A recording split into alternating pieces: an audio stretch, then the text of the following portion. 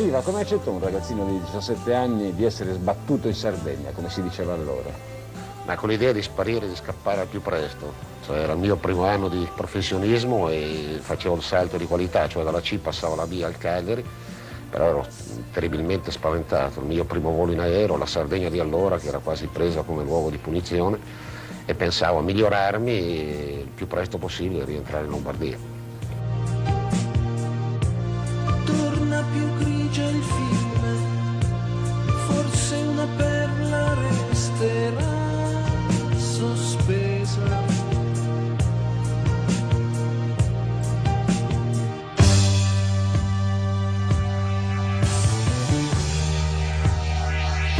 Riva, ripercorriamo dunque attraverso le immagini e il tuo racconto la trionfale cavalcata della stagione 69-70. Innanzitutto, ci avete provato in corso di campionato o siete partiti proprio con la convinzione di fare benissimo? Nel 69-70 si è partiti con la convinzione di avere una squadra che poteva essere competitiva. E questa certezza ci venne dopo poche domeniche di campionato, quando andammo a vincere a Firenze, proprio la Fiorentina scudettata, per 1-0, e su quella vittoria abbiamo creato poi il successo finale. La partita dell'anno, Juventus-Cagliari a Torino. 90 minuti, vi siete giocati una stagione ad arbitrare il più grande di tutti. Vorrei che a questa persona tu il migliore in dedicassi un ricordo. Quel Concetto Lobello, che è stato il più grande arbitro che il dopoguerra italiano abbia avuto. Tutti avevamo un gran rapporto perché ci dava la possibilità di sbagliare e non interveniva immediatamente. Dopo che ci avvisava una o due volte, la terza interveniva, e spesse volte con l'espulsione. Con lui c'era un dialogo anche in campo. Cioè, quella partita è da favola perché era decisiva per noi eravamo davanti alla Juventus di un punto, mi pare, o due, e quindi tutti aspettavano quello scontro diretto. Riuscire a non perdere a Torino voleva dire scudetto, quindi in vantaggio la Juventus con l'autorete di Nicolai, pareggiato io alla fine del primo tempo, e quindi ci andava bene gestire questo risultato. Poi ci fu questo rigore che nessuno aveva visto, nessuno aveva capito, solo Lobello ha segnato alla Juventus, e dopo varie proteste accettammo il rigore che Albertosi però, la sua più grande sorpresa generale, l'ha fatto ripetere. A quel punto abbiamo visto il nostro mondo crollare, cioè i sacrifici fatti in un anno così crollarti addosso. E hai avuto qualcosa da dirgli? Sì, di tutto ci siamo detti, perché così era lo sfogo come ho detto, dei sacrifici che avevamo fatto, vederli così perdere, svanire per un rigore che decisamente per noi non esisteva.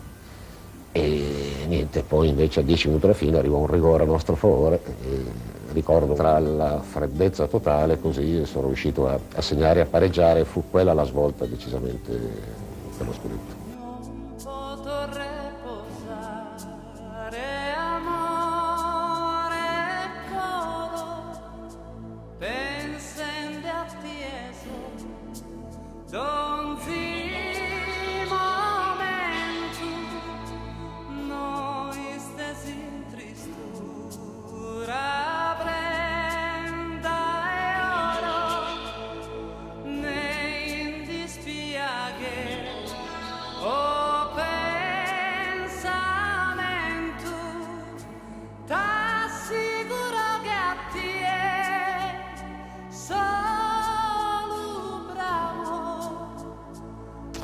Ma io sono orgoglioso delle mie scelte e difendo.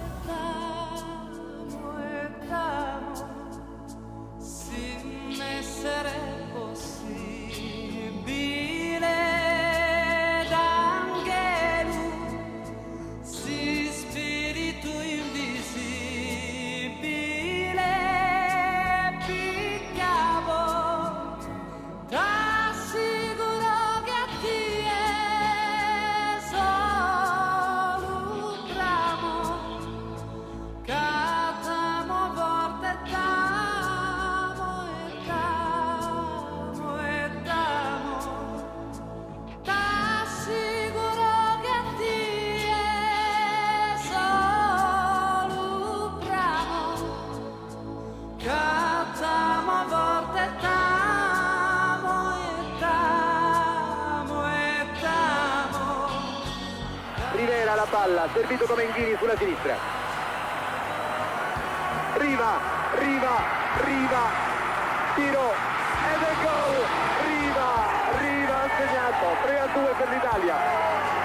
Sta per scadere il primo tempo supplementare, 3-2, ha segnato Riva.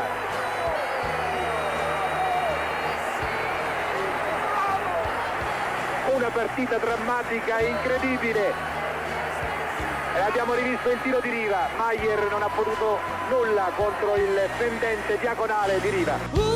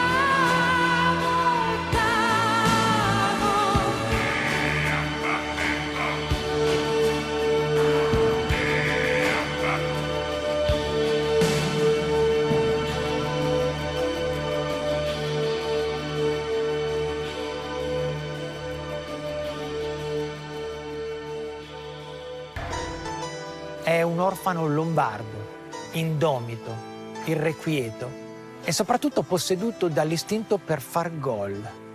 Ha il nome dei grandi re francesi, Luigi, e il cognome Riva di chi è nato o vive sull'acqua.